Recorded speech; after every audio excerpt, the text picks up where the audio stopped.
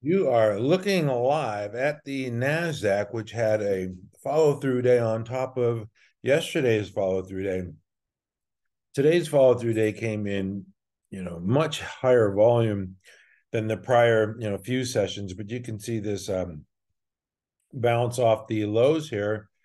This is day one, where an attempted rally, 2, 3, 4 was our follow-through day, and today a nice 1.78% gain. It was up 232 points and closed at 13,294. You can just take a look at the three legs down here on this correction, which was a 12% correction from peak 14,446 to trough there, which ended last week.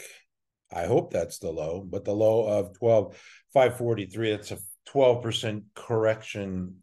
And since we've hit November, things have had a different tone, and the Nasdaq certainly is showing strength now. The next hurdle for this index would be to get above the 50 simple moving average. You can see this red line, downtrending line here, and it's 1% below the 50 at this point, 3.7% above the black line, which is the 200. So things are looking better, but it's still early in this rally. We saw a lot of short covering today on stocks off their lows. This is the Russell 2000, which was up 2.67%. And this certainly looks like it made a bottom. This is the more risk on index, and part of the reason why the growthier names are doing well is the 10-year Treasury note, which is trading pretty wildly here, and it fell precipitously today, and so that is having an effect on growth stocks as well. Anyway, I'm going to move on to stocks because I like trading and owning and buying stocks, and this is Apple Computers, or just Apple now. Had a nice rally today. They reported. I'm going to get to that a little later, but when the index is up, nearly 2%, you could bet Apple's, probably going to be up as well. Microsoft is one that I'm stalking for a buy. Didn't really care for the action today, but I do like this 340.86 right above there. So Microsoft is showing strength, and if you believe that this is a new uptrend with artificial intelligence as a leading theme, then Microsoft should be one of the benefactors of that new uptrend. So I'm keeping a close eye on Microsoft and Google. Now it's just rallying off the bottom here, kind of weekly, 127 back to prices from last summer. One of the weaker of the Magnificent Seven. Meta Platforms, this one just did nothing today. It sold off below its 50, then rallied back above and just kind of was flat today. Just marking time, doing nothing wrong, but not participating in today's move. Amazon, this one did the shakeout and then ripped through the 50. Today, you can see the decreasing volume here was up not even 1%, as the Nasdaq was up 1.75%. So you can see where I'm going with this. The stocks that were off their lows were the ones that were strong today, like Tesla coming off its low. Yeah, but what happened is it just came right up to its 200, and it needs to really get through there because that's been acting as resistance, right? So yeah, it had a nice day, but it's right there. It closed right at the 200 SMA. You can see that 218.60. So Tesla, even though it had a nice day, it's got a lot of work to do. And the last one from the Mag 7 is NVDA, and this one's below its 50 as well. And I mentioned the head and shoulders pattern. This has a lot of work to do.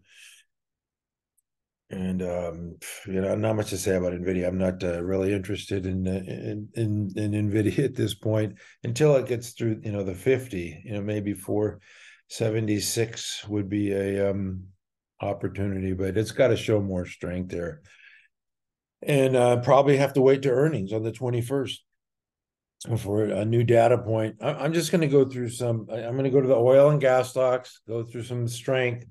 This is not, anything to buy. I'm just pointing out strength here, and you can see the relative strength line ripping straight up here. This one was up 11% today, and up 23% for the week. That's a nice week for LPG. I believe that was on our watch list last week or the week before. I had to take it off. It got a little bit, it pushed away from its base. Gulfport making new highs today. Just showing strength. INSW is one I bought, of course, so it's lagging. No, it's not doing anything wrong. It's just coming out of the base here. Still actionable. They have earnings next week, the 7th. Let me see. Weatherford got an upgrade today, responded well, up a nice 4% move. Looks like it's going to be pushing up against that 100 psychological 100 level. So we'll see how it responds to that. And TNK, which is one that I like, and this one continues to show strength, breaking out of that base there and in profit taking zone. Now, a section that I don't discuss much, but it's doing well is these aerospace defense stocks. They're not rocket ships, but they're flying above altitude here. This is FTAI. And you can see it's breaking out of a base here. It was on our watch list, but it's starting to get a little bit, it's pushing away from that buy zone. KTOS, they reported earnings tonight, I believe. And not much of a move here, 6 cents. But it's been strong. You can see it had this base consolidation, pull back with lighter volume to the 21, found support. Still looks pretty good to me. And AVAV, this one had a big move here on this date, September 6th, 20% move, pulled back to the 50, and now it's just forming this little cup with handle type pattern. So that one looks pretty good as well. The cybersecurity stocks, CrowdStrike, mentioned this yesterday. This is definitely showing leadership qualities in the cybersecurity space. It was up 2.5% today. It's down after hours because Fortinet guided lower. Well, Fortinet's down 18% after hours. That is not pretty. But Zscaler is trying to push above the 50. That Fortinet report's going to hurt these things tomorrow, at least near the open. We'll see how they do during the session. Palo Alto down 4% on that Fortinet news. So still consolidating in a base. The retail stocks, retail has been beaten up a lot, but there are some winners here. This is Deckers, flirted with 600 today. We'll see how it does at that psychological lever, but made a new high, and that one looks good. Lululemon, I noted. I don't know if I put this on our ready list. I'm pretty sure because it had this little, flag pattern here, and today popped out of that, $8 move. Now it's back above 400. So Lulu looks good. It could still be on my ready list for sure.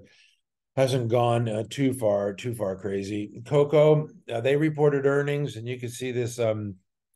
We've seen this pattern a lot here. The double bottom where it makes a low, rallies up, and then shakes out hard the second time, and then just rips right through with the Debo move, putting the foot in the ground. This thing was over 30 today, but pulled back and closed. I believe it was in the bottom half of the daily range, the closing range 1%. I'll say that's the bottom half. You don't want to see that. AEO is another stock that looks good. I mean, for a retailer, I listened to some conference calls and hearing that, that they think the consumer is pushing back, but it definitely has this pull back and then go pattern, right? Pull back a couple days, go, pull back a couple days, go up, pull back a couple days, now it goes up. So hopefully it can get above that 1841. Did it do that today? I thought it did. Made a new high here. Yeah, 1848. So AEO looks good to me. MUSA, it's got a gas component. It's a retail mini market, but got a gas component. It made a new high today as well. And of course, Abercrombie and Fitch. This is one of your leaders, and this one just pulled back to the 21. Once again, it's got that same type of pattern where it keeps, pulling back and finding support, pulling back, finding support, pulling back and finding support, which is what you want. At least that's what I want out of stocks. The education stocks, commercial services, education, these are just strong. I'm just showing you these for the trends. You can see when they pull back, they get support. and then move higher. Let me see what else is in this group. Oh yeah, LRN. Stride is a Stride Learning, ticker symbol LRN. This one gapped higher and it's just continuing for higher prices. PRDO. It's another one in this group, just trending higher. That's beautiful how it finds support there. Every time it pulls back, finds support, moves higher. So that's what trend traders want to see. And ATGE, this one gapped higher and is continuing on to higher prices. This one looks like it's getting a little crazy here. Yeah, 9.8% above its 10 EMA. That's getting pretty hot. Okay. Just some other rando stocks with strength. This is Arista Networks. Got above 200. I thought I might have trouble with 200, but there it is at 211. So an ANET, Arista Networks, not having any trouble. CCJ is Kamiko. It's a mining stock. And this one making new highs, showing strength, was up more than 4% today as well. ServiceNow, this one looks intriguing to me, even though it's getting a little extended, 5% above its 10 EMA, but it's consolidating nicely in that base. Now pushing out here. Oh, Wingstop. This one had a nice move as well, showing just relative strength. I'm just showing you stocks showing strength here. NU, this is a bank stock, and it's consolidating in a base and may appear on our ready list here. Not giving away any secrets. Dash, they had a nice response to their earnings report. You can see that gap higher, closing at 57% of the daily range, 14.5% above its 10 EMA. So that is a strong stock. Palantir with a big move of 20%. And now it's 12.5% above that 10, but definitely showing a relative strength. And the last one is CEG. And that one showing strength as well, finding support at its moving averages. I just wanted to point out, I mentioned last week that some of these stocks with high short interest, they're prime for these big moves and short covering.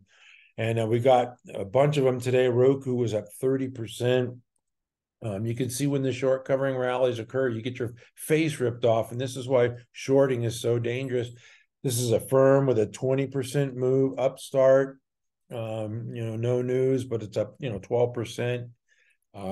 This is not really my style, but this is if you buy these off the lows, but you never know when the low is, right? But this is why shorting is so dangerous. And when shorts decide to cover, it provides rocket fuel for these stocks. That's Carvana, up a cool 15% today. Fastly did have news. They had an earnings report and was up 15%. Same with Lemonade, the insurance company, up 47%. Are you kidding me? Through all the moving averages. Definitely some short covering there. Anyway, that's it for me today, except for I lied. I got one more thing. In honor of the great Steve Jobs, we're going to go back to Apple. They don't have much growth. Their report was pretty mundane, boring, so to speak. There's just not a lot of growth here in Apple stock. They're having trouble. Their services certainly is doing well, but they're relying heavily on their iPhone. So just a muted response after hours here, down less than 1%. So anyway, that's it for me today at MC Stock Charts. We never give up. Thank you for watching.